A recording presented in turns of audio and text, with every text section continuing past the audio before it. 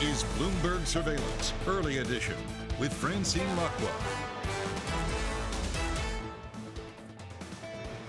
Good morning, everyone, and welcome to Bloomberg Surveillance Early Edition. I'm Francine Lacqua here in London. Here's what's coming up on today's program.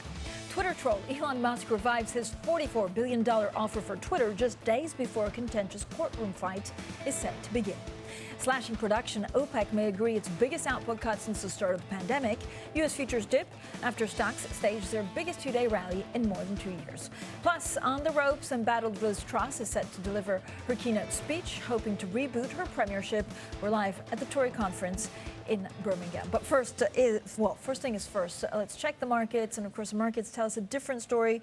The equity rally that we saw yesterday sputtering. The lot of the talk about the Fed pivoting to be a bit cooler in how they deal with inflation has not happened. We're also getting some data points out of Europe. Euro area September services PMI, 48.8. The preliminary was 48.9. Now, the picture overall across the board, and you can see U.S. indices, futures and European stocks falling. Investors really taking a pause from a rally that was driven by bets by these less hawkish central banks. We're seeking more evidence that inflation is moderating. For the moment, we're not getting that. There's also a growing cohort of money managers cautioning against that expectations for a so-called Fed pivot that they say is being overdone, and they risk ignoring the economic pain that would underpin such a dovish tilt should policymakers adopt it. So one by one, short sellers are being forced to stand down as market expectations grow for a slower pace of central bank tightening. This led to the best two-day run for the S&P 500 since March 2020 and the strongest session for European stocks in 6 months. Now, equities opening on the back foot today. We're joined by Daniel McCormack. He's head of thought leadership at Macquarie Asset Management, and Bloomberg's Christine Aquino. So thank you both for joining us. I just love your title. That's the title I want when I grow up. The concern right now is that there's very different black swan events that could come to the forefront to create the perfect storm. Are you much more worried about the global economy now than you were just a month ago? Sure. I mean, I think things have deteriorated reasonably markedly over the last 6 months or so. And I think as we go into the back end of this year, we're going to continue to see growth slow, not only in Europe and the UK, but also in the US. And recession risks for 2023 are undoubtedly very high. Yeah, so when you listen to that, Christiane, you look at some of the market movements, how does the Fed handle it? We talked about this Fed pivot, but actually they just want to break inflation. Absolutely, Francine. And I think I would expect to see more pushback from the Fed to the idea that a pivot is coming and a peak in rates is coming imminently. I mean, that's something that markets kind of got really excited about over the last couple of days. But this is the issue with any narrative that declares the peak of anything, right? Because it only takes a few data points, for instance, that support the Fed's tightening policy to really kind of turn that narrative around. And that's potentially what we could see with the labor market data coming this Friday. And again, I think the key here is really a trend rather than a few data points in time, and we're not there yet. Yeah, so we're not there yet. What does it take for actually us to be there, and what are the pitfalls for investors until then? Yeah, I think that the Fed will be looking at two indicators in the main. So inflation, they'll want to see consistent falls in actual inflation, but also the labour market. I mean, we saw the sharp fall in job openings earlier this week. There'll be, all eyes will be on non-farm payrolls at the end of the week. But if non-farm payrolls cracks, if we were to see a negative number, I think sentiment would continue to move towards focusing on a Fed pivot. Daniel, I feel like there's so much belief or so much longing in the market for the Fed to be a bit cooler that they're not understanding the underlying message of what we're told, frankly, by Federal Reserve presidents day in, day out. Yeah, I mean, the Fed is very sensitive to incoming economic data. It always has been. So while I recognise that markets have probably been a little bit too early on the pivot idea for a while now, it wouldn't surprise me, particularly if the data start to turn, that the Fed does start to talk about rates peaking out. I don't think they're going to be cutting, right? So it depends what we mean by pivot. I don't think cuts are coming, but a pause could well be coming.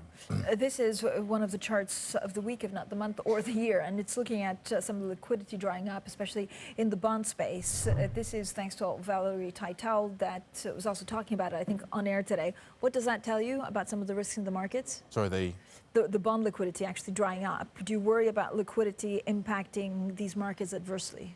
Yeah, absolutely. And we've kind of seen a little bit of that, with the moves in UK bond markets recently.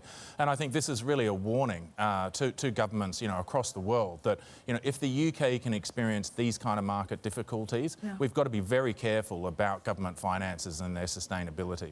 All right, let's talk also about oil. OPEC Plus set to discuss an output cut of as much as 2 million barrels per day when the cartel meets in the coming hours. Let's head to Vienna, where Bloomberg's Manus Krania is standing by. Manus, OPEC Plus gathering in Vienna, the first in-person meeting in 2.5 years. Why such a hurried gathering?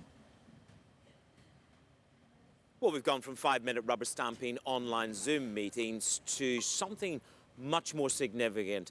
Take your mind back, August 22nd, His Royal Highness Prince Abdulaziz bin Salman told the world, told the market, you've got it wrong. There's a disconnect. It's broken between what's going on in the futures market and the reality of what we can produce. It's broken. It's splintered. Oil prices fell. This is going, as Bob McNally said to me, from a from a warning shot to a broadside. We're setting the table here for a monster cut of 2 million barrels a day. Now, how much impact will that really have?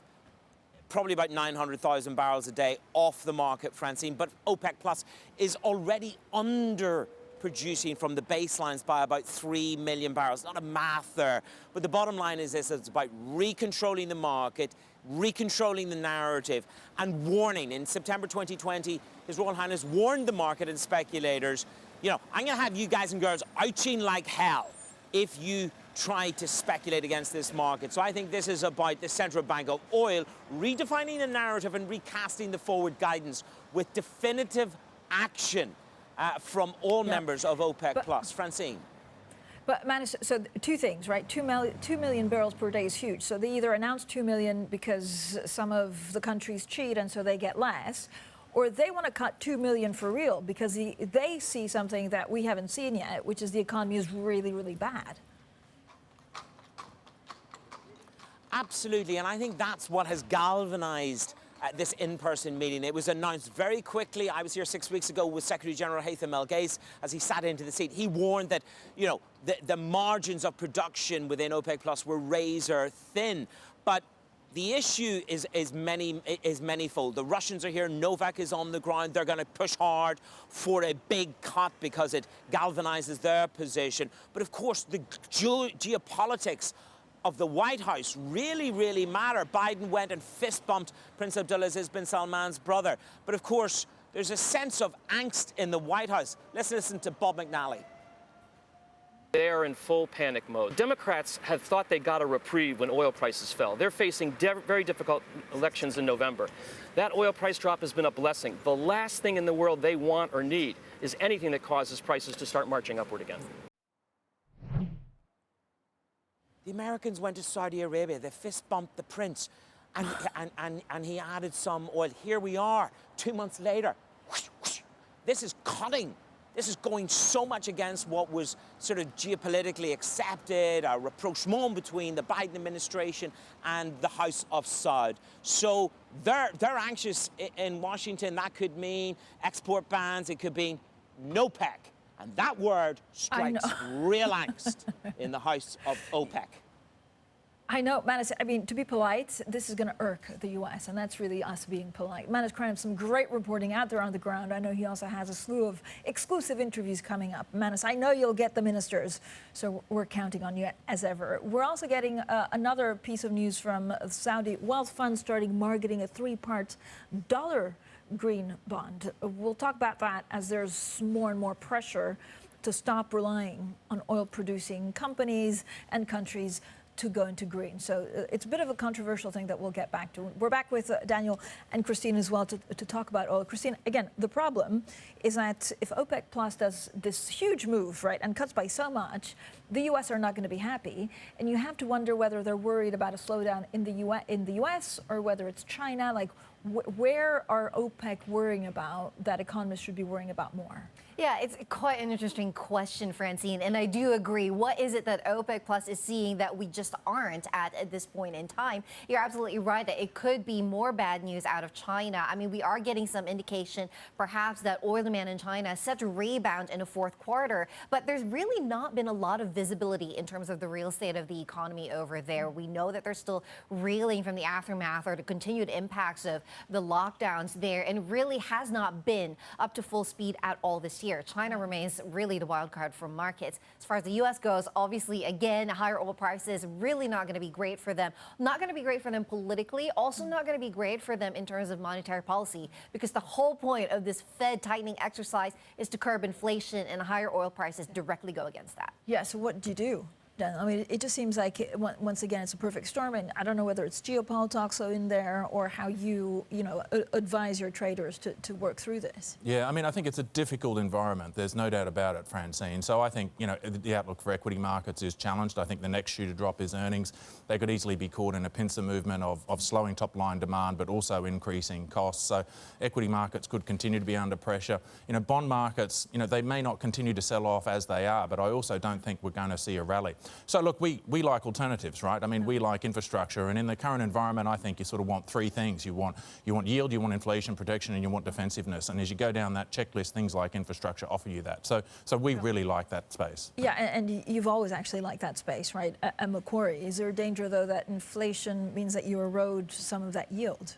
I mean, inflation is bad for all asset classes, right? It's bad for returns, absolute returns for all asset classes. But within that weaker absolute return picture, infrastructure has a really good inflation hedge. So it actually can be a relatively good performer in a more challenged overall environment. Wonderful. Thank you so much, Daniel McCormack, there, Head of Thought Leadership at Macquarie Asset Management, and Bloomberg's Christine Aquino. Now, we'll have plenty more, of course, on the markets on inflation. Coming up, Liz Truss will have a chance to get her UK premiership back on track, or will she?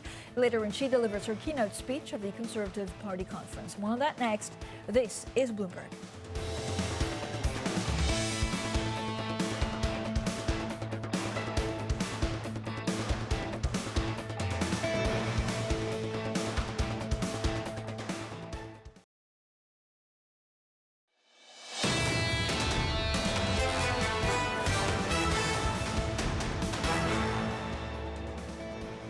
Economics, finance, politics. This is Bloomberg Surveillance Early Edition. I'm Francine Lacqua here in London. Now, embattled UK Prime Minister Liz Truss is set to deliver one of her most important speeches later today when she addresses party members at the Conservative Party conference in Birmingham. Well, for a look ahead to that speech, we're bringing in Lizzie Burden in Birmingham. We're also joined by Karan Bilimoria, a member of the House of Lords and chairman of Cobra beer. Thank you both for joining us. Lord Bilimoria, give me a sense of what businesses need right now. The concern is that a U-turn means it's policy uncertain. Whether you believe the policy is the right thing or not, are businesses going to be more reluctant to invest in the UK? The one word we've got used to more than any other word since the Brexit vote in 2016, right the way through the pandemic, right the way now through the sad war in Ukraine, and now inflation and energy crisis, is uncertainty. And business hates uncertainty. At the moment, we've had a Conservative Prime Minister and Chancellor who've taken office saying that they want to promote growth. And that is fantastic, because that is just what business needs. I mean, we've had, since the financial crisis, flatlining of growth, flatlining of productivity, low interest rates. We know that at some stage we've got to grow. We've got the highest tax burden in this country, in the United Kingdom, in 70 years. How can you recover from a pandemic when you have high taxes that hamper the recovery and hamper growth? So their policies in terms of encouraging investment, encouraging growth, having a target growth rate of 2.5%, which is what it used to be before the financial crisis 13 years ago, that is spot on. But they've made some fundamental mistakes. Right. Can they recoup some of those mistakes? What's the way forward for the Prime Minister today? If you take the mistakes one by one, the 45% tax, to announce that at this stage, was wrong. 40% is where tax should be. We all agree with that. It's where it was before. It was there with Margaret Thatcher, with Tony Blair, with John Major, with Gordon Brown. It's only been 45% since 2010. It needs to go back to 40, but now's not the time when people are suffering. Bankers' bonuses to remove the cap, absolutely right. But is this the time to announce a policy like that? So they've gone back on the 45%. which has really upset their credibility. But then you look at the other issues, the OBR, the Office of Budget Responsibility, to put out such a major announcement, what they call a mini budget, it was actually a major budget, without the backing of an OBR report. I think that was rushing into it. And now we've been told the OBR report, which they've said is going to happen on the 23rd of November, was going to be brought forward to this month. But I've heard that may not be happening anymore. The sooner that OBR report happens, the quicker. And then the most important thing that nobody's talking about is that this government spent £400 billion saving the economy and businesses and jobs during the pandemic. It needs to carry on helping business. Small and medium-sized enterprises in this country will not be able to survive this winter in spite of the help that's been given with energy, which will reduce their bills by about 40%. Consumers have got an energy cap of £2,500 on average, but businesses are still really suffering with inflation in all areas, in input costs, food prices. They will need help. They'll need help with cash flow. That's not been announced at all, and that will be needed. So, Lord Bilimoria, I was at the Labour conference last week, and it was a very different atmosphere in Liverpool, much more united, disciplined, but they're making a big pitch for business as well. Of course, the Tories are offering to cut corporation tax. You mentioned the lift on the bankers' bonus cap. Who now is the party of business? Well, the Conservatives in this country have always been the party of business.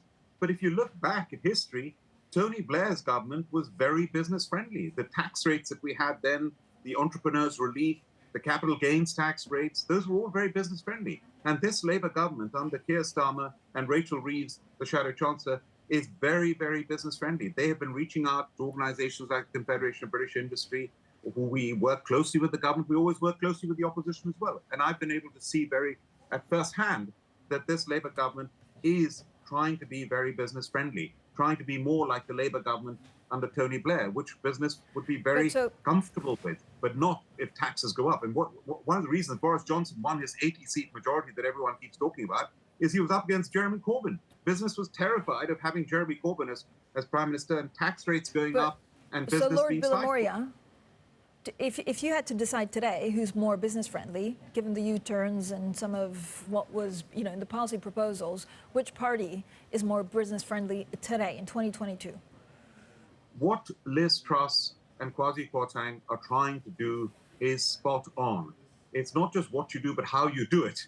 And unfortunately, the way they've gone about it with the best of intentions at the moment has not worked and has spooked the markets. And they need to get confidence back. We want confidence more than anything else. If they can deliver this growth plan, if they can incentivize investment, if we can have 100% capital write-off for investment by businesses, that's what we need. We need R&D and innovation. We need to improve our skills. We need to continue on the journey of net zero. We've got small modular nuclear reactors that this country, like Rolls-Royce, can build within 5 years. We haven't started building them. That's what we've got to do. And the government's got to start acting quickly, and business will get right behind it. All right. Thank you so much. Always, of course, for your insight, unique insight into perspective, because you're also the founder of Cobra beer. So you've had to build this. Lord Bilimoria, they're a member of the UK House of Lords, Vice President of the CBI, and our Lizzie Burden in Birmingham. Now, for everything on the UK and London, also make sure to check out our new podcast. It's Bloomberg in the City. We have a couple of special bonus episodes that were also played out this week. Coming up, are the signs of buyer's remorse all gone? Musk goes back in for Twitter, potentially avoiding a contentious courtroom battle. This is Bloomberg.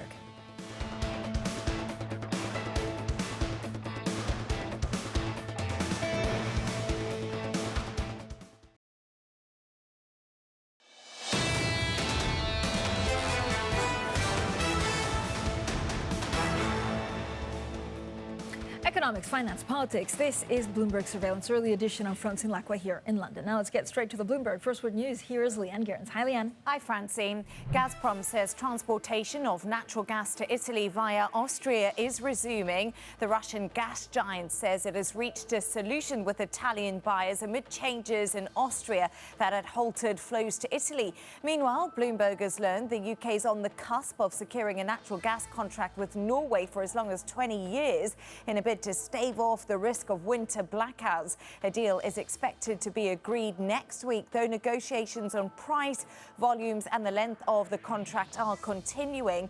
Now, EU countries are said to have agreed a new package of Russian sanctions that includes a price cap on oil sales to third countries, with a formal deal expected later today.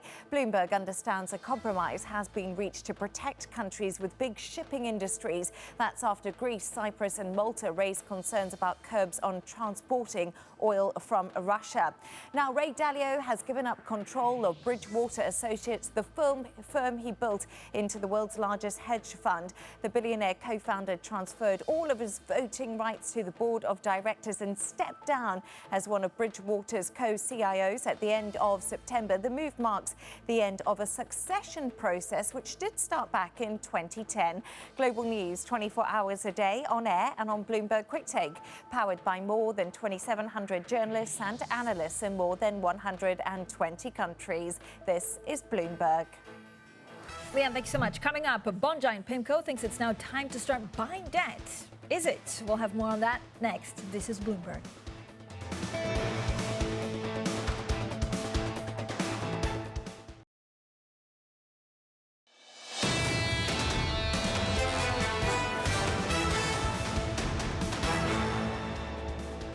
Twitter troll Elon Musk revives his $44 billion offer for Twitter just days before a contentious courtroom fight is set to begin. Slashing production, OPEC may agree its biggest output cut since the start of the pandemic. U.S. futures dip after stocks staged their biggest two-day rally in more than 2 years. Plus, on the ropes, embattled Liz Truss is set to deliver her keynote speech, hoping to reboot her premiership. We're live at the Tory conference in Birmingham.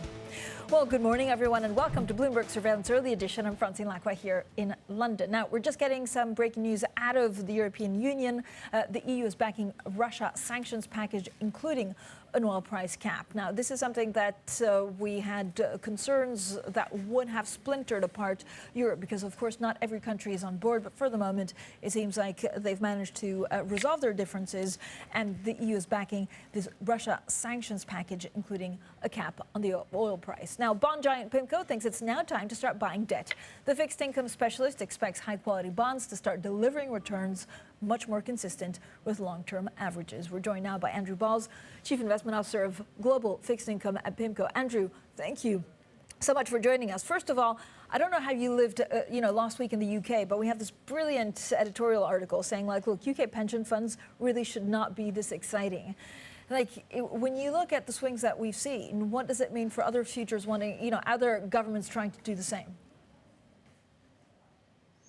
Yeah, so when you have this kind of financial market volatility, you look for where the leverage is, and clearly there is leverage in terms of these levered bond positions in the pension industry. So you have this excitement, or whatever it was, the term you used.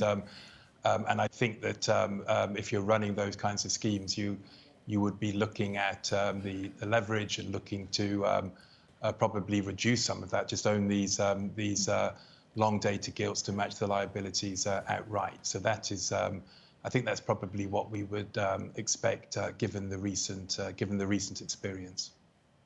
Yeah, I mean, pension funds really are supposed to be amongst the least exciting financial institutions. Will we go back to that in the UK? Well, I mean, so we had remarkable volatility in terms of UK fixed income markets, the currency as well, of course, and again, where there's leverage, that's where you tend to have the problems, the margin calls during this environment. Things have settled down, considerably. The level of yields have come down significantly. Broadly, the pension industry, the health of the pension industry in terms of funding is quite good across the board. And so I think if you're involved in with these schemes, I'm sure there is a discussion going on the amount of leverage and liquidity. And as investment managers, that's the job for PIMCO, for anyone involved in investment management. Managing your liquidity is one of the most important parts of the job, to avoid finding yourself in the situation of the sorts of troubles we had last week for the some of these pension funds. And Andrew, I know that you believe there's a bright spot certainly in your job, which is with yields now higher, bonds are attractive again. But how much volatility and seesawing could we see? So I'd make a distinction between two things. So in terms of the outlook for the next 6-12 months, the longer term outlook, yes, the yield on bond funds, core bond funds, looks really quite attractive now.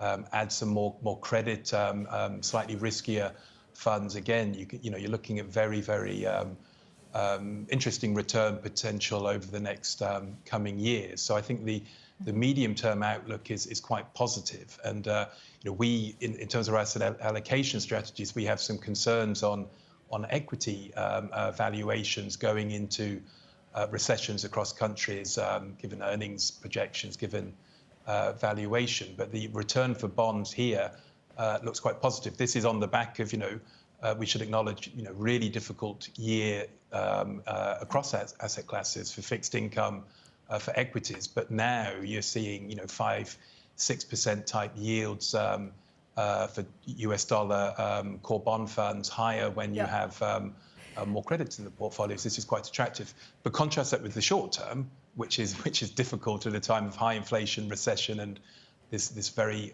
significant central bank tightening cycle. So tactically, this is a difficult time. But I think the medium-term picture is pretty good. So what exactly would you be buying right now? And Andrew, there does seem to be a reluctance for the markets to reprice, what the Fed is telling us, which is they'll fight inflation even if it means starting a recession. So I think that's right. I think the central banks are committed to fighting inflation. They need to be, given where inflation is. So it's interesting that market pricing is now a bit below the Fed's own projections. And so I still think there's a lot further to go in the Fed cycle and in global central bank cycles. So don't fight the Fed. I think their projections look pretty reasonable. But then if you go to further out the curve, the 10-year part of the curve across global markets, I think the yields now look pretty attractive, and this is what is giving you this 5.5% type yield for global bonds, US bonds, core bond funds. So that's the 10-year part of the curve where the levels have repriced to what look like very reasonable levels now to us. Yeah, Andrew, do you buy gilts? So we tend to be neutral, a little bit underweight on gilts. For a long time, we have thought that gilt yields were too low and they should broadly trade in line with where the US market trades. Then that suddenly happened a lot quicker than we would have anticipated in the last week or two. These levels, I think it's broadly neutral. PIMCO portfolios, we tend to be broadly neutral, a little bit underweight, but it looks broadly fair now versus the US, I think, in my view. Do you buy any bonds in Europe? I don't know whether it's BTPs or others. There's an election in Italy, and a lot has been said. Look, Italy will be looking, the new government will be looking at the UK and say, well, we're not going to do that.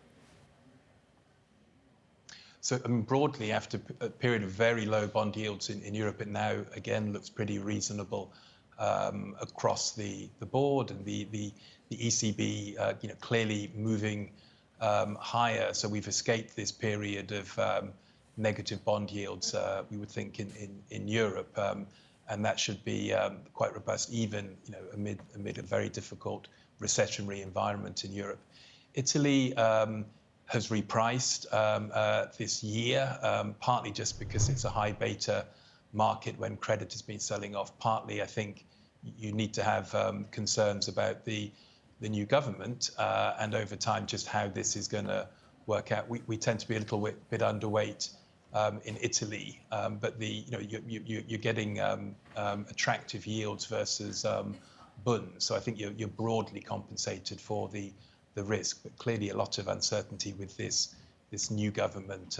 Not the sort of government that we've seen in Italy for a long time.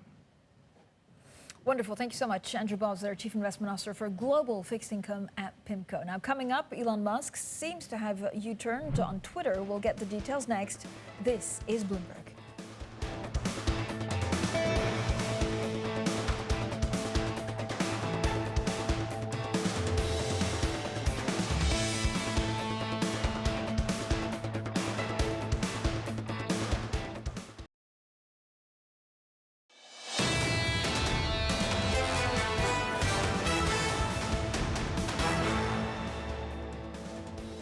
Economics, finance, politics. This is Bloomberg Surveillance Early Edition. I'm Francine Lacqua here in London. Now, Twitter shares soared after Elon Musk revived his $44 billion deal for the social media company. The world's richest man intends to close the deal at the previously agreed price of $54.20 a share, potentially avoiding a contentious courtroom fight. Now, Bloomberg had the story first. It's our scoop, which was then confirmed by a letter Musk filed with the SEC. Well, joining us now is Bloomberg Quick Takes Alex Webb, who looks, of course, at all technology stories. So, Alex, first of all, why is he now back in?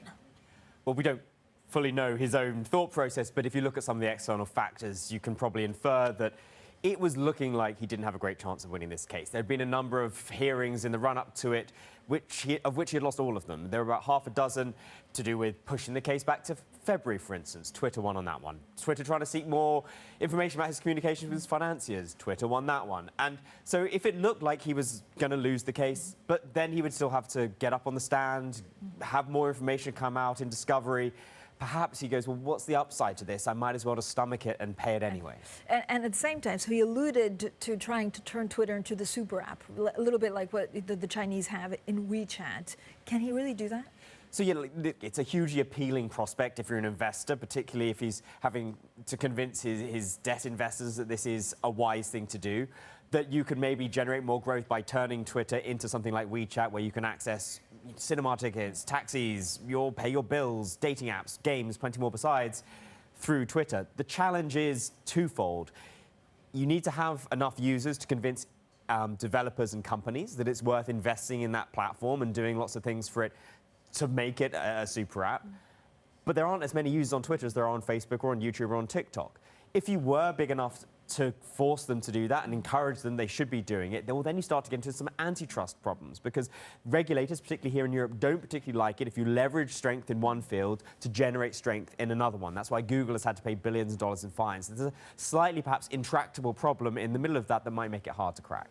Alex, thank you so much. Alex Webb there from Bloomberg Quick Take. Now, my next guest is no stranger to investing in tech firms. He's put money into some of Europe's biggest, such as Klarna, the Swedish fintech company. Its multi-billion-dollar valuation has, like many growth firms, fallen, though, during the sell-off this year. Well, Matthias Lundman is the founder and managing partner at Moonfire Ventures. Previously, he was at Atomico. Matthias, thank you so much, as always, for joining us. So, when you invest, some things go well, some things don't go so well. This is a very peculiar environment. Inflation's up, economic, certainly ideas in the UK are being tested. What does it mean for your appetite for UK assets? Yeah, no, it's really an insane period, right? And it's a total mess. And we're used to volatility, right? And we're also used to uncertainty, but we're really getting into uncharted territory. But in these times too, there are great companies that do get created. And for us, we are still spending, investing, and looking for the next sort of company to that will change sort of the different sectors that they're challenging. And that would be where, Matthias? Are you looking at geographically? I don't know whether this kind of inflationary environment means that you can get into good companies at a cheap price, or whether you're worried about some of these companies going bust. Yeah, so look, we've spoken to our founders early on. We spoke to them already in February and said, look, you need to be careful about your finances. You need to make sure that you're spending your money well, becoming a lot more efficient. And they have done that. And many of them actually in our portfolio over the last 5 months, we've had 8 up rounds. So they have taken on that advice. We've also been lucky. We've been very disciplined in a very difficult market in 2021. Sorry, in what now looked like an expensive market in 2021, and today is becoming a more difficult market. So that has allowed us to sort of reap the benefits of having those up rounds and allowing our companies to have strong cash positions and continue to grow. Matthias, is there anything that looks appealing right now? So is there something specific? I don't know whether it's fintech. I know, Klarna, there are issues about the model, but there's this, is there a specific segment of the market that you think will do especially well in the coming years? Well, I think what's really interesting is to look at today compared to, let's say, the recession that we were sort of facing in 2008. And 2008 turned out to be an incredible period to start a business. There was the advent of mobile. We then had cloud computing. It then created that sort of voracious sort of growth that was super interesting and created an expansion of our tech ecosystem.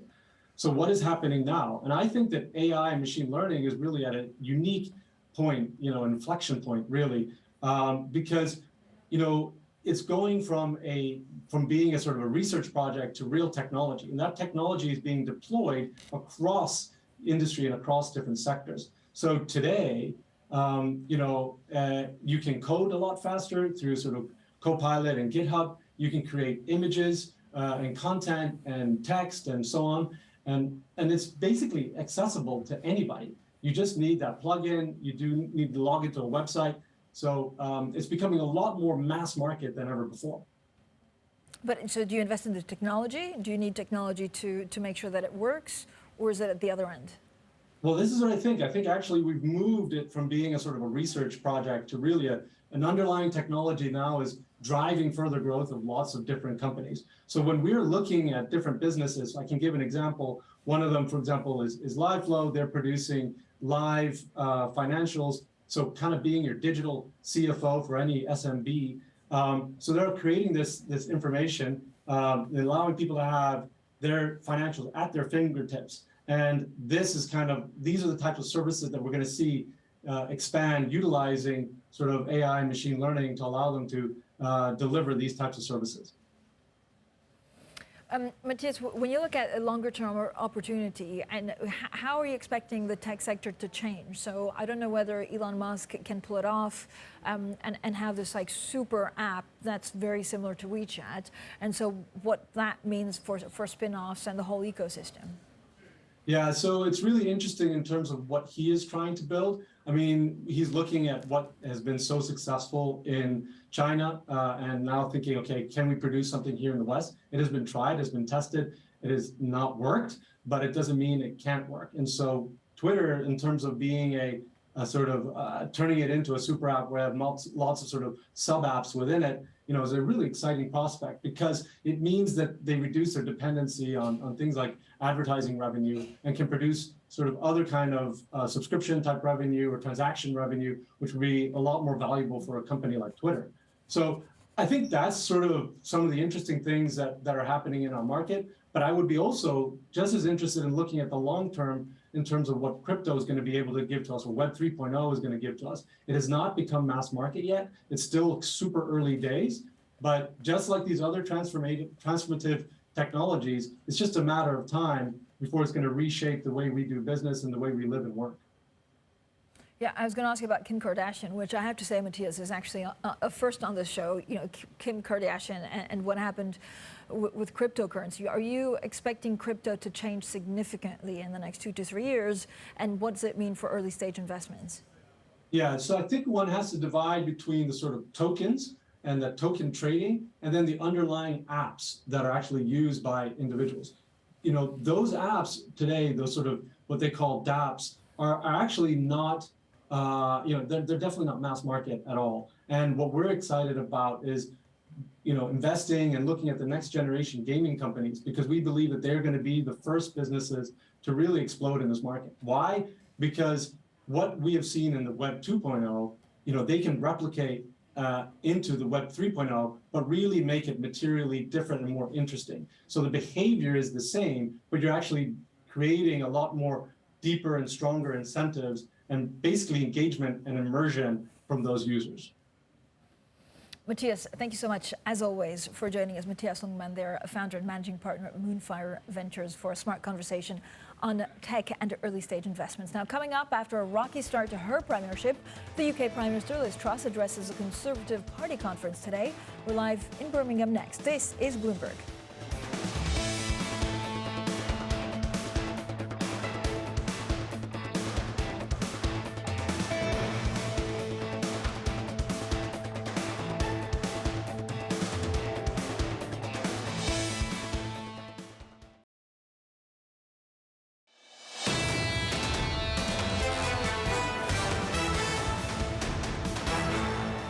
Economics, finance, politics. This is Bloomberg Surveillance Early Edition. I'm Francine Lacqua here in London. Now, we're just getting some breaking news out of the EU backing sanctions against Russia. This is a whole package, including a price cap on oil, but also including steel products, machinery, and paper. These EU sanctions include a ban on IT engineering and legal services. This is, of course, wanting the EU to be as a united front. I'm not sure the huge impact that they think it will have is playing out in the markets right now. Now, the embattled UK Prime Minister Liz Truss is set to deliver one of her most important speeches later today when she addresses party members at the Conservative conference in Birmingham. This comes with top members of her team in open disagreement about her fiscal plans. Our Tom McKenzie is at the conference now. So just how significant, Tom, is this speech? Francine, it may be a stretch to say this is make or break for the UK Prime Minister Liz Truss, but it is absolutely pivotal. In a press release that her team sent out late last night, we got some details around what we expect to hear from the Prime Minister. She's going to be talking about her desire to build a new Britain for a new era. That is a term that she's coined, talking about wanting to get away from a low-growth, high-tax economy, and again pledging what she would describe as her iron grip on financial and fiscal responsibility. But of course, the challenges are enormous. First of all, she has to regain credibility with the people of Britain, and we've seen the polling pointing to a lead in some examples of at least 30 points for the opposition Labour Party. Then, of course, she has to reassure her own cabinet, and that is almost unprecedented. The divisions that we're seeing with her own cabinet for a UK Prime Minister who's only been in power for a little under 1 month. We're seeing those divisions being aired at this party conference. And then, of course, she has to reassure and rebuild credibility with the markets. And we know there is a lot of work to do on that front. So the heavy lifting from Prime Minister Liz Truss is enormous. We know that she has an agenda around cutting taxes and cutting regulation. She wants to deregulate this economy. But, of course, in terms of implementing those policies, she's going to, first of all, have to get her cabinet on board, and then, of course, the broader party. The challenges remain, and, of course, there may be further U-turns in the weeks and months ahead after, of course, the drama of walking back from that higher tax rate. But there's so much damage that's already been done, Tom, and we talk now about major rifts in her cabinet. How does she overcome that? Well, for the moment, it doesn't look like she is going to repair those rifts. She'll be hoping that this almost 30-minute speech she's going to be giving around 11 a.m. will go some way towards that. But the communications and the lack of clarity from her team and officials around her continues. We heard from the Chancellor at one point, at least reports that Chancellor of the Exchequer would be bringing forward their fiscal plans. Along with the OBR analysis. Then we heard it wasn't going to be, and it was going to be announced on November the 23rd. Then we heard again last night that, in fact, it was going to be brought forward. So that is another example of the kind of communication disconnect that we're seeing here. And again, the open divisions around, for example, raising welfare benefits in line with inflation. That debate continues within the cabinet. Tom, thank you so much. Tom McKenzie in Birmingham. We'll have plenty more, of course, throughout the day. Matt Miller, Kailey Leinz in New York, Anna Edwards here in London. And this is Bloomberg.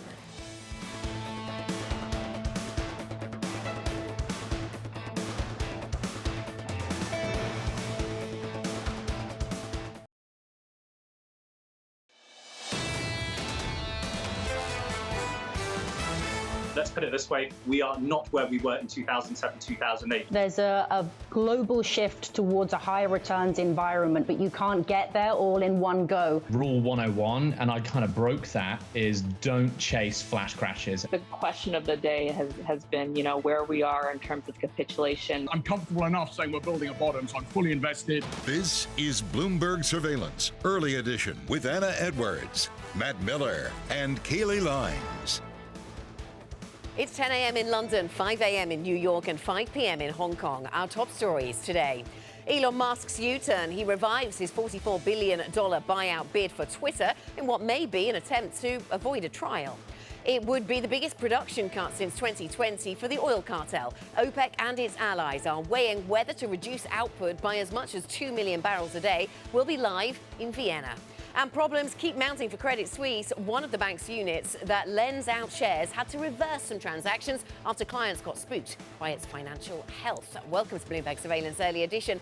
I'm Anna Edwards in London with Matt Miller and Kailey Leinz in New York. Well, we got excited and more excited about the potential of a Fed pivot, and then we kind of came back down to earth, Kailey, it seems. Yeah, you're definitely seeing a bit of coming down to earth in Western markets, but all that excitement was still seeing follow through in the Asian session overnight, specifically in Hong Kong as it reopened reopened from a holiday break yesterday. The Hang Seng Index as a whole up about 5.9%, nearly 6 full percentage points as we play a little bit of catch up to what we've seen in the U.S. over the last 2 days. And that was really a move led by technology. The tech index up 7.5%. Of course, those tech stocks have been benefiting from lower yields. That may be changing in the U.S., but it definitely was still the story in Asia overnight, where we saw the 2-year yield in New Zealand moving down 18 basis points to around the 389 level, even though the RBNZ hiked 50 basis points for the 5th time in a row and signaled that more hikes are indeed coming. So still a hawkish tone out of the New Zealand Central Bank, very different than what we saw in Australia yesterday with just a 25 basis point hike.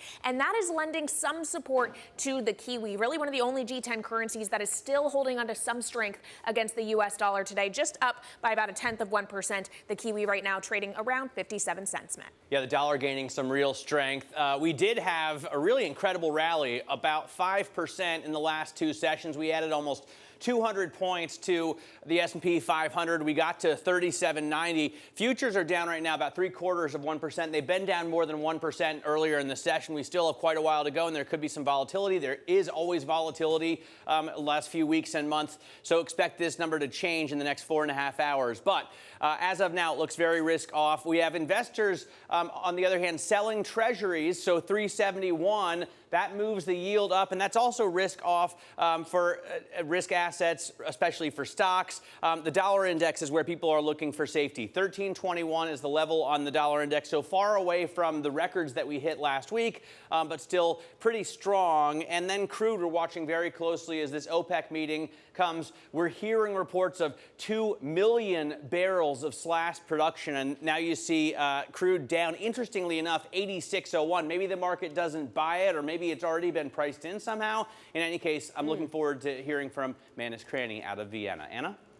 Yeah, absolutely. We'll be in Vienna for the latest, and oil has run up in a lot of expectation for that big cut, hasn't it, Matt? This is the picture then for European equity markets, and we are seeing a lot of red today, so a lot of selling, but this in the context of the strength of yesterday. The UK market, for example, the worst of the majors, down by 1.2%, but that in the context of a Euro Stoxx 50 that more broadly managed to rally over 4% yesterday. So we're not unwinding all of the strength of yesterday, but some of it is going, as you can see. We've got a commodities focus. Matt's talked about oil prices. I have the Brent price on my board here. Also have the natural gas price for Europe, down by 0.9%, was down by more than that earlier on. We talked yesterday about the milder weather. That's still adding a sense of relief, perhaps, at the margin to the gas story. But we've also seen a restart from Gazprom of one of the pipelines through Austria that goes to Italy, which is an interesting development with the new government in place in Italy, or coming into place in Italy. And interesting mood music around the gas story. Brent crude then, as Matt mentioned, the focus very much on Austria, on Vienna, on what OPEC Plus decides to deliver. Another focus for those in oil markets, though, the European Union deciding to agree to a cap, but it's a bit of a complex one. There is a way for Russian gas to be transported around Europe if those who are carrying it can attest that no more was paid than a G7 agreed price. That seems to be the way it's going to work. It's complex business, but 91.41 is where we trade on Brent. UK assets in focus as the Prime Minister is set to speak at the top of the next hour. And will she unashamedly focus on growth once again? Will she give reference, much reference, to fiscal responsibility? If she does that, will it be enough for the markets to remain calm? 114.16 is where we trade. And Tesco, a UK grocery business, down by 3% as the company gave what is described by some analysts as nuanced, by others by a little confusing, the outlook that the company gave. A real focus on the cost of living squeeze, of course, here in the UK. And German discounters, Matt, moving into Tesco's space. Ah, all right. Very interesting stuff. Now let's get to the big wow story from yesterday that continues to boggle minds today. The world's richest man has found a way to potentially avoid a bruising courtroom battle, but it means paying up big for an asset that was valued little. Elon Musk has revived his $44 billion offer to take over Twitter, an asset that was trading for just $25 billion a couple of days ago. Bloomberg's Ed Ludlow joins us now for the latest. So, Ed, pretty interesting snap decision, it looks like, from the Musk camp. Yeah, I mean, he realized he'd lose if he went to court in October, and the Musk legal team realized that they'd lose. You know, according to one source, Musk's legal team looked at the decisions Kathleen St. Jude McCormick, the Chancery judge, was making in pre-trial, the language she was using, and they thought, if we go to trial in October, we're going to have a really difficult time proving material adverse effects, which is what he would have needed to do. in order to walk away from the deal cleanly. Okay, so he resigned himself to the fact that he was going to have to buy this no matter what, so might as well act now, essentially, is what you're saying. Then it's the question of what comes next, what he ultimately does with Twitter. He's talking about an everything app, X. What exactly would that look like? Yeah, you know, this is interesting, something akin to WeChat in Asia. You know, the fundamental difference between Twitter and a product like WeChat is Twitter has just 230 million active users. Right. WeChat has more than 1 billion. But in Asia, WeChat is just one example of a super app where you can hail a ride, do your banking, do messaging, order food. And, you know, Musk appears to have this desire, based on the tweets he's been sending overnight, one of which you can see on your screen, to do something similar. You know, he has a background in fintech. He kind of dabbled in that area in the 90s, for want of a better expression. I think, you know, what we learned there is part of the discovery process, right? We got these court filings that revealed the text messages Musk sent to many of his close associates. But Jack Dorsey was really key, the founder of Twitter. And, you know, he basically outlined that Twitter needs fundamental change, and he didn't think he could do it if it was a public entity, hence why the take-private deal. But it has some kind of societal and structural problems in the platform that he's talked pretty openly about how he wants to fix, one of which is open sourcing the algorithm. So a new Twitter, let's see. A new Twitter, let's see. Let's how big he wants it to be, and let's see what regulators say about that. Ed, thanks very much. Bloomberg's Ed Ludlow with the latest on that tech story. Let's turn to oil. OPEC Plus is set to discuss an output cut of as much as 2 million barrels per day when the cartel meets today. Rapidan Energy President Bob McNally spoke with Bloomberg's Manus Cranny in Vienna earlier. They are in full panic mode. Democrats have thought they got a reprieve when oil prices fell. They're facing very difficult elections in November.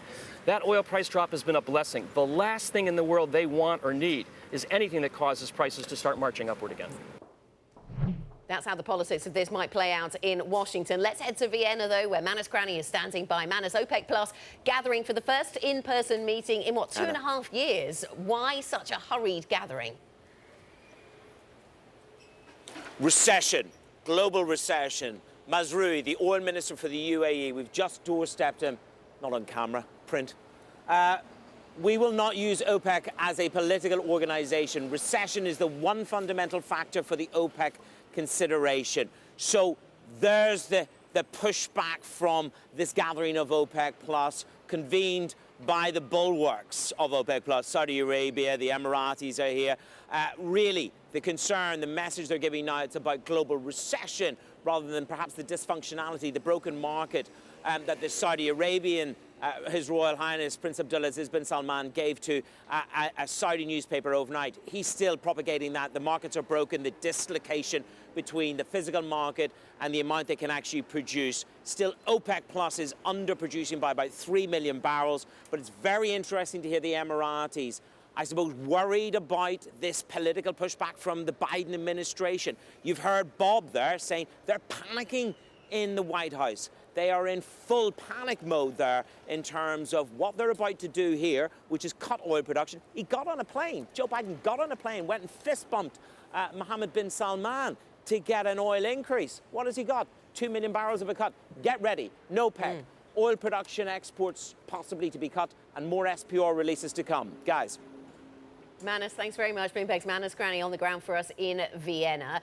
From one of the drivers, perhaps, of inflation to an economy still reeling from its effects, embattled UK Prime Minister Liz Truss is set to deliver her speech at the Conservative Party conference later today after a bruising first month as Premier. It comes as members of her top team openly push back against her fiscal plans. Bloomberg's Tom McKenzie joins us now from the party conference in Birmingham. So we're seeing open disagreement at the top table then, Tom. What do we expect to hear in around an hour's time?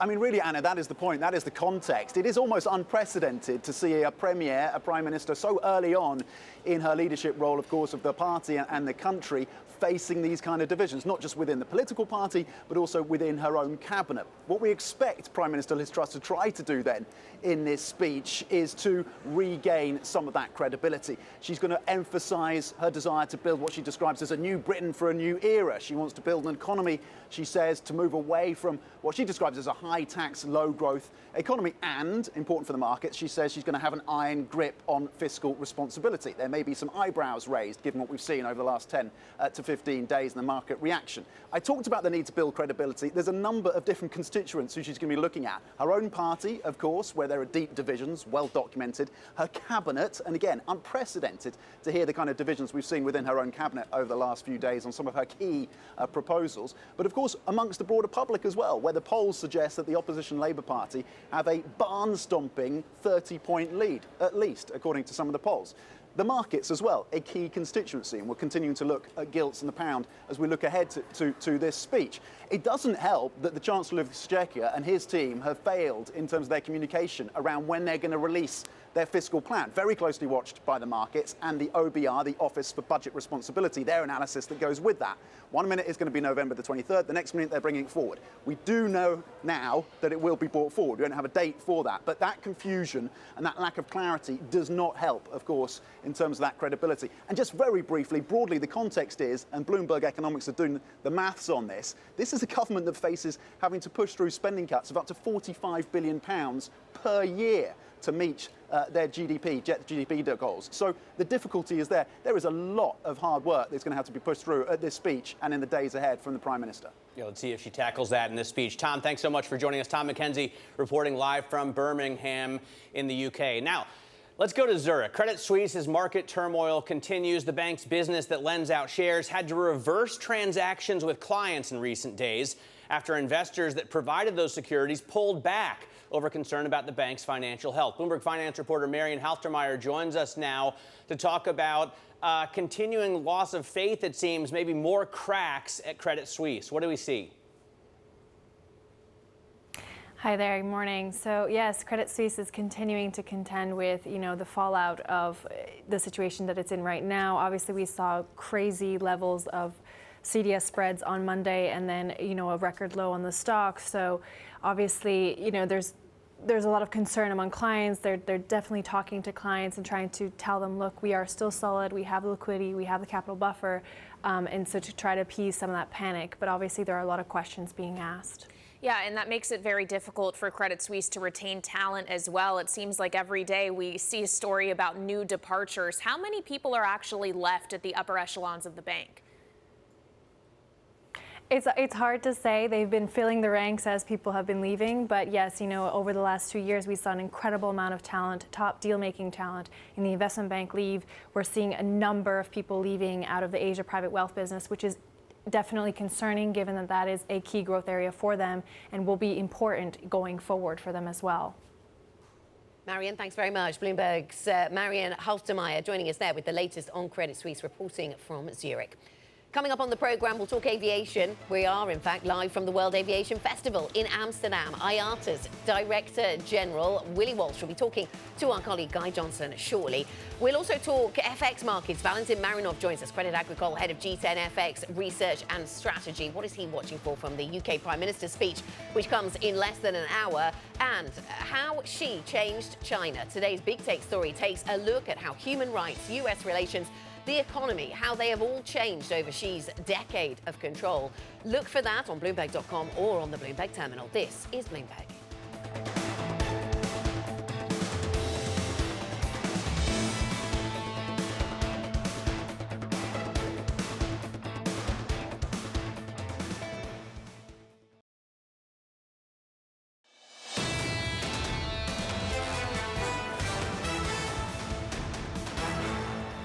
The labor shortages, it's all over. It's in the Netherlands, it's in Europe, we see it in restaurants, in bars, at the airport. But we need to solve it, and I think we can solve it, and we urge the airport to solve it soon. The item, we think they could do much better than they did so far. That was KLM CEO speaking to Bloomberg's Guy Johnson on the sidelines of the World Aviation Festival in Amsterdam earlier today. Guy Johnson joins us now with another interview from that festival. He's joined by the IATA Director General, Willie Walsh. Guy, good morning. Good morning, Anna. Thank you very much indeed. Yes, I am joined by Willie Walsh, the Director General of IATA. As ever, an optimistic man, despite some of the challenges that Marianne Rindler was just talking about there, the CEO of KLM. Willie, you are normally optimistic. I get the sense that you're kind of super optimistic at the moment. Why? I wouldn't say super optimistic. I think there are enough pessimists out there. We need a bit of balance. So you're just the counterweight to that. Yeah. And you know, to be honest, I can't see genuine reasons to be optimistic. You know, we still are in a recovery stage. It is a strong recovery, stronger than most people had expected. But there's still a long way to go, particularly on international travel, before we get back to where we are in 2019. And a lot of the trends we're seeing are very positive and give me reason to be optimistic. Europe is still hugely capacity constrained. We're just hearing from Marion Mittel there, the CEO of KLM. She's dealing with Schiphol, still capacity constrained, and it now looks like the government's going to impose further restrictions as well. Other airports are suffering similar challenges, be it staffing. There are a multitude of factors that are coming through together. Is Europe just going to grow more slowly now from an aviation point of view? Yeah, regrettably, I think it will. You know, capacity is not available in Europe as it is in other parts of the world. I think the growth opportunity is there, but I think we are going to be constrained by capacity, and that will lead to, you know, reduction in destinations served from Europe. It's going to lead to higher prices because you'll get an imbalance between the demand and supply, because I think demand will outstrip supply going forward.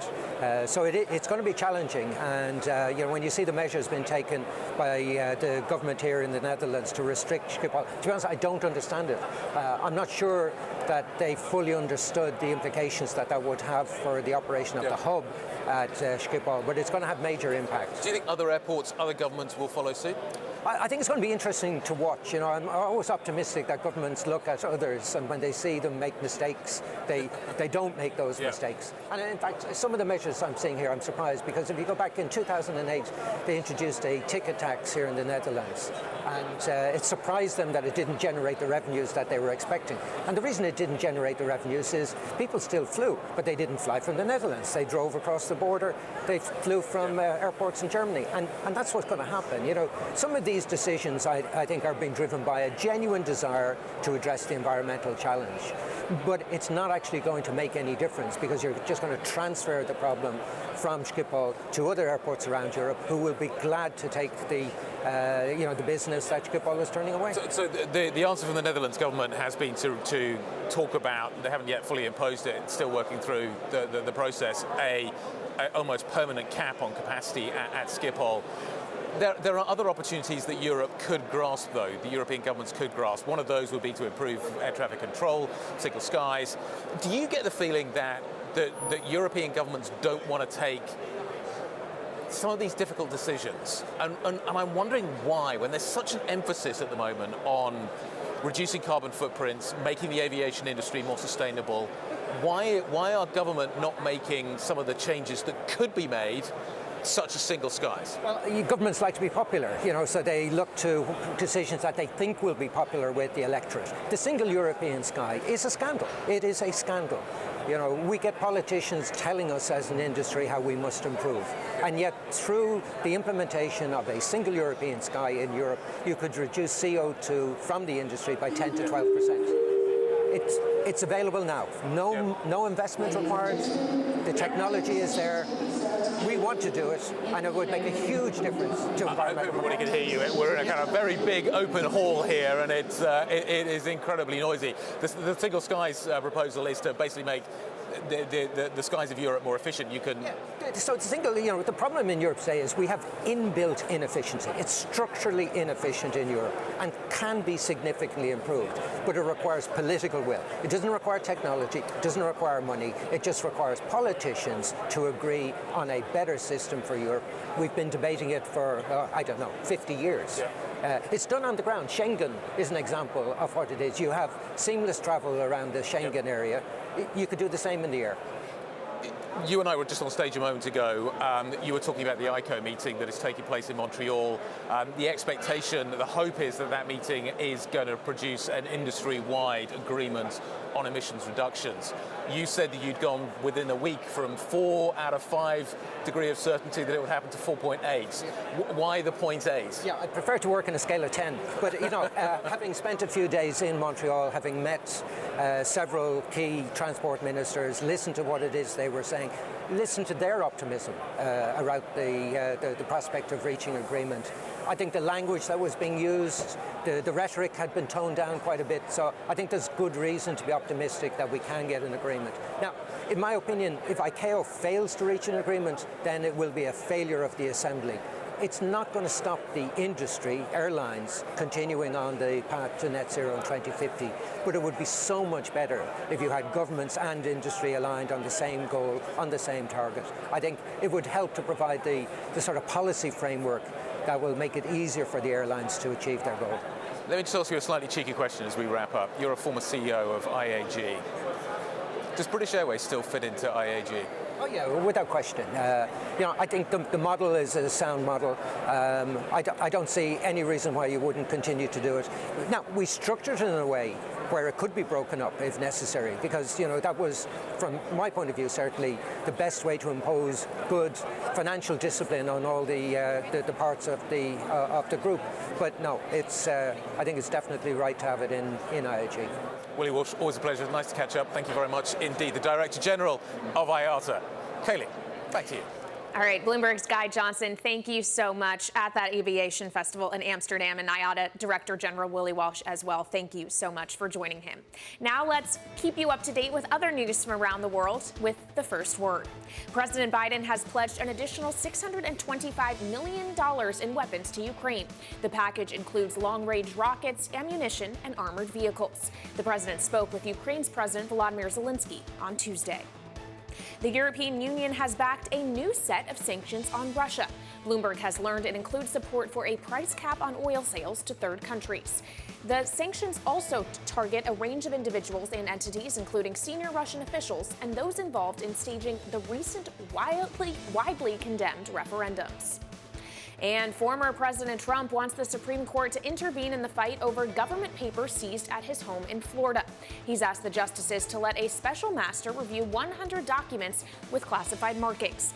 The Justice Department is investigating whether the former president illegally took sensitive government records when he left office. And Elon Musk's decision to revive his $44 billion takeover of Twitter is great news for a number of investors. They include billionaire Carl Icahn and arbitrage traders who continue to bet on the outcome of the deal, even through months of uncertainty. After Musk said he would proceed with the deal at the original offer price, Twitter stock rallied as much as 23%. And yet we are, Matt, seeing some of those gains unwinding just a touch in pre-market trading this morning, and Twitter still remains below that $54.20 offer price. It really never passed it, even all the way back in April when this deal was first announced. Yeah, I think there are so many question marks still over this story. Does the lawsuit continue, or does Twitter pull that? How soon will this deal close, if it closes at all? Indeed, there are some critics on Twitter who say this would be like getting two divorced people who hate each other to remarry. On the other hand, I think it's pretty exciting to think that Twitter could be something more. It could be a payment app. It could be a shopping app. It could be the WeChat, I guess, of the rest of the world. Yeah, absolutely. Although I spoke to our colleague Alex Webb earlier, who was saying that regulators in Western countries seem to be less in favour of that kind of flexing of your power from one sector to another than they tolerate in China. But we'll see whether that comes to pass with this app known as X. I think that is it. Right, yeah. So they got some way. Valentin Marinov joins us next. We'll talk FX. This is Bloomberg.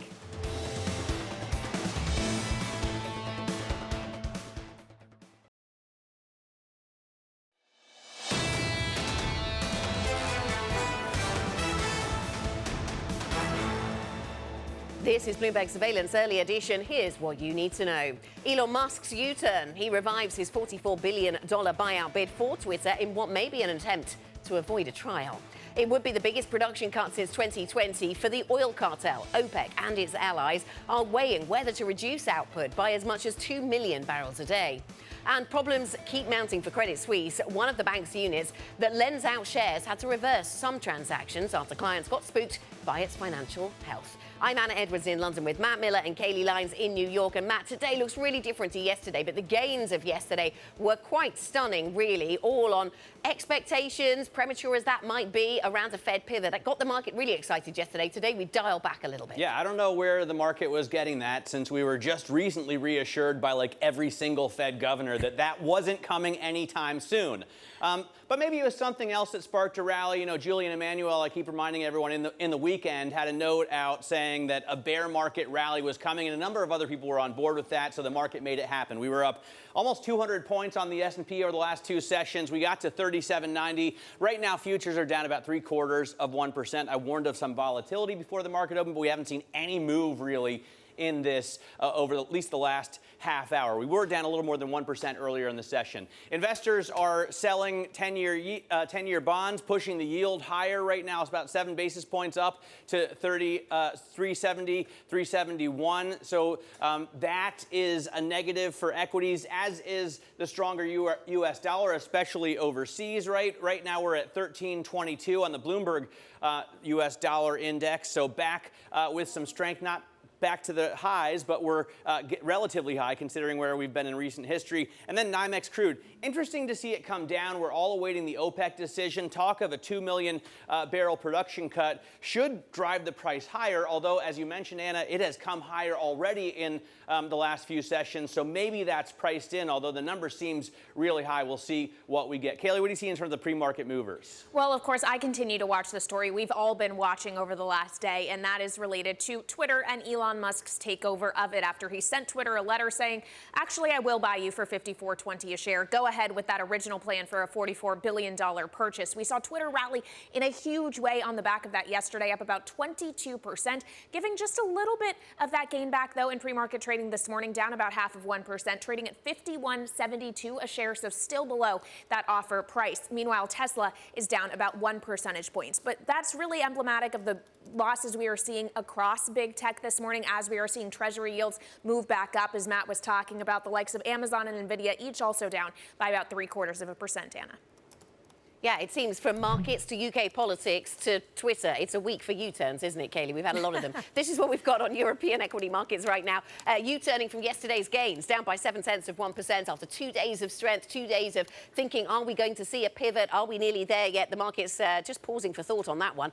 Natural gas prices actually jumping now. These were actually weaker earlier on today because we've seen a restoration of flows from Gazprom through Austria into Italy. That had been a pipeline that was disrupted over the weekend. That was restored, and that had put some downward pressure on the gas price, but just jumping up by 4%. It is really volatile, very much off highs, 169 euros per megawatt hour, not as high as that has been, of course. Brent crude, 91.42. As Matt said, we're approaching OPEC plus. That is the real focus for oil markets. We've also seen, though, some sort of cap being put in place, agreed by the EU as part of the latest sanctions package. That, no doubt, something we'll talk to our guest about when it comes to commodities and the oil space. And the pound at 114.04, setting us up nicely for our conversation next with Valentin Marinov. We will no doubt talk about the pound, other currencies, of course, as well. But the pound down by 0.6%. We'll be focused on Liz Truss, the Prime Minister, Kailey, and what she has to say at the start of the next hour. Absolutely, Anna. I look at the market moves today, the dollar back moving to the upside, yields moving to the upside, stocks once again moving down, and it just raises the question of whether once again we were too early with the whole peak yields, peak dollar, peak hawkishness narrative. Let's pass that question along to Valentin Marinov, Credit Agricole head of G10 FX Research and Strategy, who is joining us now. Valentin, it's been all about the pivot for the last several days, the idea that maybe we have seen the peak among all of these different things. What do you buy of that narrative? Well, the fundamental reasons for that seem to be the peak we've seen in inflation expectations in the U.S. in particular, and some concerns that forward-looking measures, the ISMs, were less promising overall. And I guess the big worry this week is that for the first time in a while, the U.S. labor market data on Friday will signal a more tangible cooling down in part in response to what the Fed is doing. We think that overall the Fed is not necessarily that far off from peaking. We believe that the Fed tightening cycle will peak at around 425 in December, so really not that far away from now. So I think there is some credence to what's happening in the markets from here. Whether this will result in a peak dollar, that's another question altogether. together because when it comes to the dollar, it's really about the dollar smile. And that means there are two key drivers there. One is the Fed's tightening, which has been a big support. But the other important driver is risk aversion. And that seemed to be continuing. And we do not really see a let-up anytime soon. So that is a reason to remain fairly constructive on the dollar for the time being. Okay, fairly constructive on the dollar. Valentin, good to see you. What's the attitude towards the pound, though? And what are you, crucially, what are you watching for next hour? We hear from the Prime Minister. If she continues to talk about being unashamedly focused on growth and not talking about debt, is that going to spook markets, or are we're aware of that stance now, so it won't? Well, after a couple of U-turns already, that may come as a bit of a disappointment. I think there is some expectation in the markets that reason will prevail, maybe in the near term, and that could ultimately really lead to a kind of some abatement in the sovereign credit risks. That was the key negative for the pound. And I think today, I mean, the one variable, the one really series I'll be watching will be the 5-year UK sovereign CDS spread. Really see how it responds to what Prime Minister Truss has to say. If that spread, which is still at 5-year highs, I mean, despite everything, despite all the U-turns, investors continue to worry. If that remains there or continues to widen, that actually could be pretty negative for the pound. It's clear to see that the Bank of England is taking action at the long end of the gilt curve. We know they are. They told us that. Are they also providing some sort of sticking plaster for sentiment around UK assets more widely? Will the middle of October matter for FX? Well, I mean, it is the case that it did help. It certainly brought down that pressure, and on the whole, because the pound has stabilized, down the expectations of more aggressive rate hikes to stabilize the currency have come off the boil as well. It is essentially helping ease the financial conditions in the UK. It remains to be seen, however, how long this could last, because if at the same time sovereign credit risks continue to grow and that continues to push like real rates, real yield in the UK higher, then that's not really a positive outcome for the currency. So as you said, it's really just a band-aid. It's a plaster that may be helping the pound for the moment, but it may be only a temporary reprieve. So as a result, I think that longer term risks for the pound from current levels could be to the downside into year-end and into early 2023. Kailey was talking about the Kiwi earlier, you know, as one of the only currencies gaining against the dollar today. If you look year to date, we see very few, right? The real, the peso, pretty much the only ones.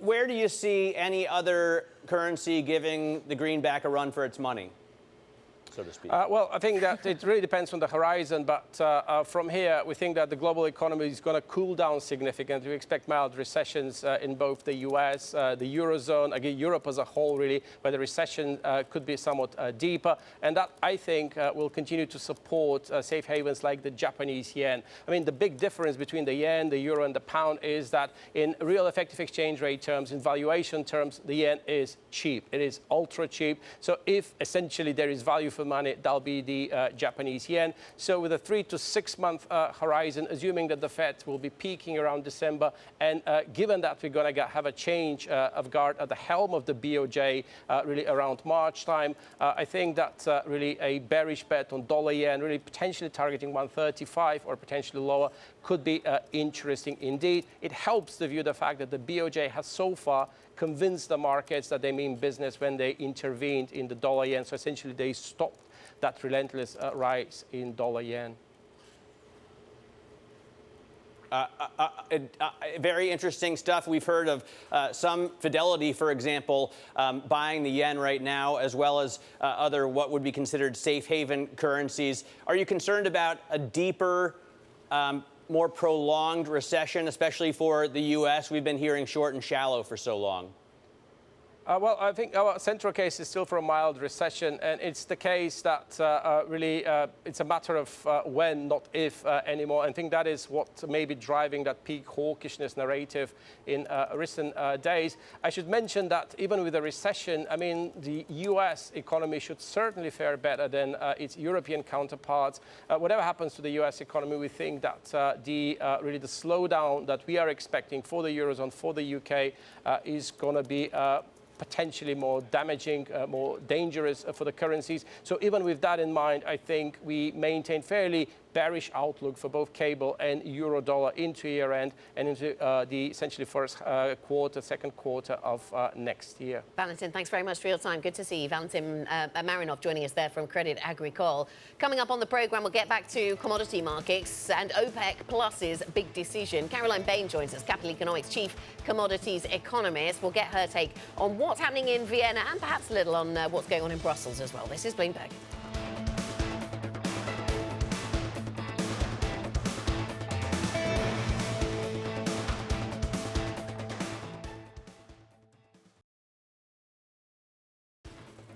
This is Bloomberg Surveillance Early Edition. You're looking live at the principal room. Coming up later today, an interview with San Francisco Fed President Mary Daly. That's at 10 a.m. in New York, 3 p.m. in London. This is Bloomberg.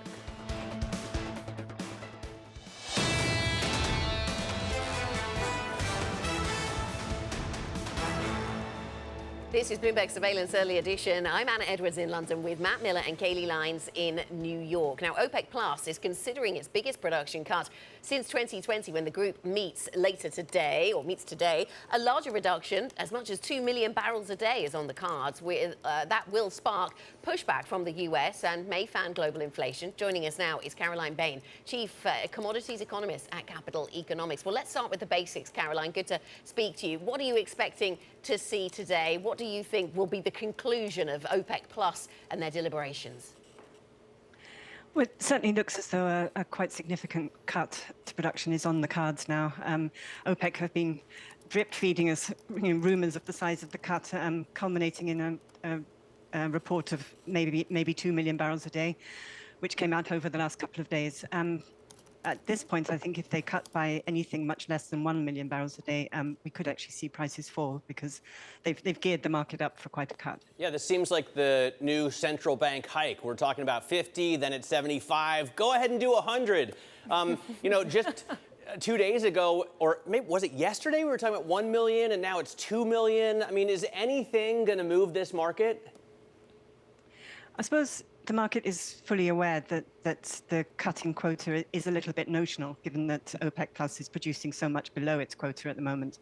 So we estimate about 3.6 million barrels below quota was the production in August. So the actual cut to supply is going to be much less.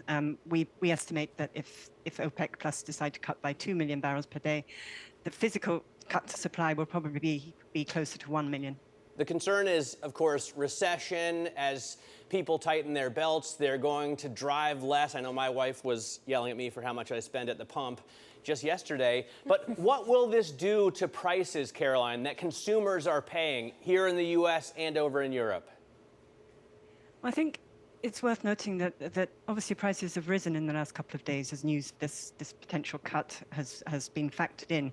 They've risen from, in terms of Brent anyway, close to 80 to now close to 90. In some ways, we could have expected a much bigger jump. There is quite a lot of negative sentiment in the market about the outlook for demand. And that's a point I'd quite like to make. I really feel there's a disconnect at the moment between the financial market, oil market, and the physical market for oil. Perhaps rather surprisingly, we haven't seen a huge demand response to the high prices that we've had for most of this year. And globally, stocks are very, very low. So it's not a normal time for OPEC to necessarily be cutting production. Well, on the subject of just supply and how tight the physical market may be, can anyone else fill the void if OPEC decides to proceed with a large output cut? I mean, the U.S. has been begging them to pump more oil. Is there anything the U.S., for example, would be able to do to plug that gap? Well, U.S. production is still quite a bit lower than its peak, pre-pandemic peak. It's about 1.2 million barrels less than it was before the pandemic. There's very little sign that we're going to see a big increase in U.S. production. There seems to be very little appetite amongst the shale producers to start raising output. I suppose it will depend a little bit what happens to prices, but we saw prices up at 130, 140 earlier this year, and we still didn't see a big supply response from the US. So it's not immediately obvious to me who could fill the gap.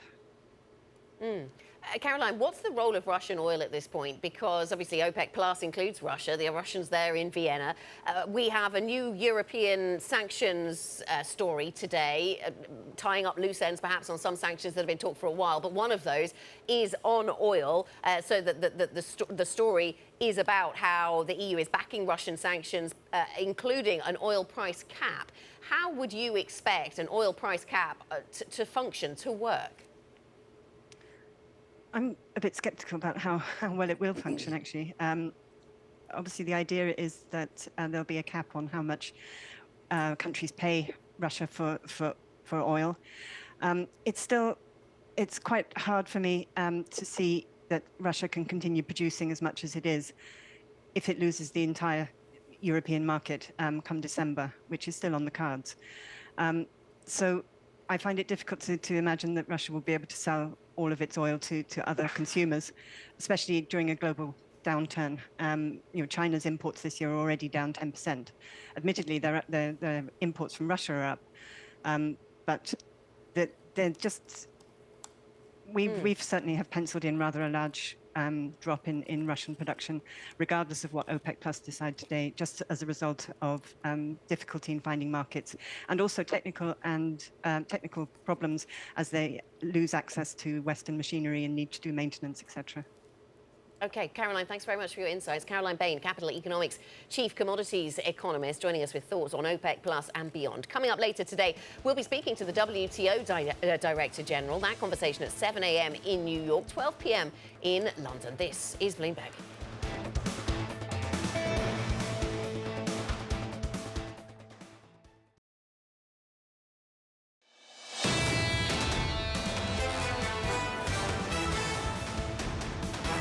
This is Bloomberg Surveillance Early Edition. I'm Matt Miller with Kailey Leinz in New York and Anna Edwards in London. Now, Elon Musk has revived his $44 billion offer to take over Twitter. The move backtracks, obviously, on his effort to quit the deal and potentially avoids a contentious courtroom fight. Maybe that's why he did it. Joining us now is Bloomberg Quick Takes Alex Webb. And Alex, before we get to why he came back and who's still on board to pay for this, I'm excited about his super app idea. He tweeted out about X, an app for everything, and a lot of people have compared it to the Chinese app WeChat, with which I'm not at all familiar, but I do know Amazon seems to be my everything store, as well as, provider of entertainment and devices on which to read, etc. They even own, in a sense, the Washington Post. I mean, if they can do it, can Elon Musk challenge them with Twitter? It sounds great on paper, and it's a good story to tell your debt investors who are maybe starting to quake a little bit, given the way that interest rates have evolved since the deal was agreed.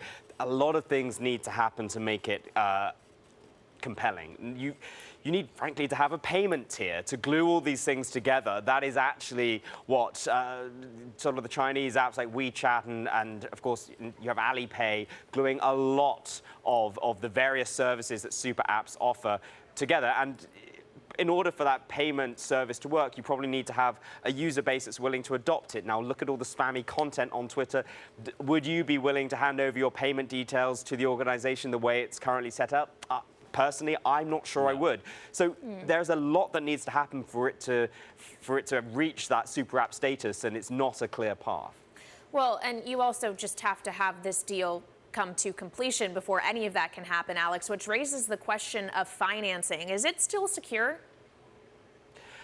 Well, there's $12.5 billion of financing that had been lined up. A lot of those banks, you might find it's hard for them to back out of it. The struggle they're going to have is the refinancing piece. So going to institutional investors and selling, these loans as sort of long-term debt. There's a $3 billion piece that was unsecured. That is perhaps the element which has the largest question marks over it. Now, obviously, Elon has access to other capital. He's worth still, despite the decline of Tesla stock, in excess of $200 billion.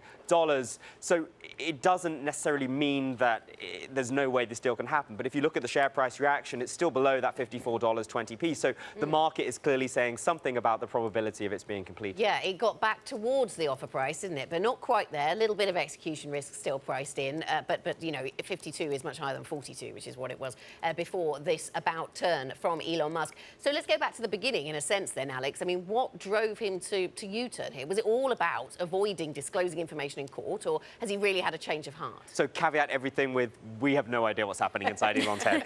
But look, it didn't all get particularly well. There'd been about a half dozen hearings in advance of this court case. Things like Elon trying to push the case back to February. The judge had ruled in Twitter's favor. The Twitter lawyers had tried to secure and ultimately succeeded in securing the communications between Elon and his bankers. Another thing he lost, plenty of other examples besides. The direction of travel was not looking good for him. So why go up in court, get up on the stand, make yourself vulnerable to disclosing sensitive and potentially embarrassing information, and then still have to pony up the $54.20 at the end of the day anyway. So cut your losses, get ahead of it, and perhaps pay for it. I can imagine that might have been his decision. All right, Alex Webb trying his best to be a mind reader. Thank you so much for joining us. Now let's take a look at what else is ahead today. The UK Prime Minister, new Prime Minister Liz Truss, will be addressing the Conservative Party conference in Birmingham at 6 a.m. New York time, so just minutes from now. We will bring you live coverage of that, and you can also follow it on our Top Live blog or T-Live Go on the terminal. Plus, OPEC Plus will be meeting at its headquarters in Vienna. Will it cut production by 2 million barrels per day? Then in Fed speak, Atlanta Fed President Raphael Bostic will be giving a speech at 4 p.m. Eastern time. And we'll get some U.S. economic data as well, including MBA mortgage applications and the ISM Services Index. And as always, we're watching the data map, but it's definitely one of those days where the pivot narrative seems like it might be going back the other way as we see yields in the dollar rising once again and equities on the back foot. Yeah, it is interesting to see how this reversal has happened. I'm not sure where the pivot idea came from.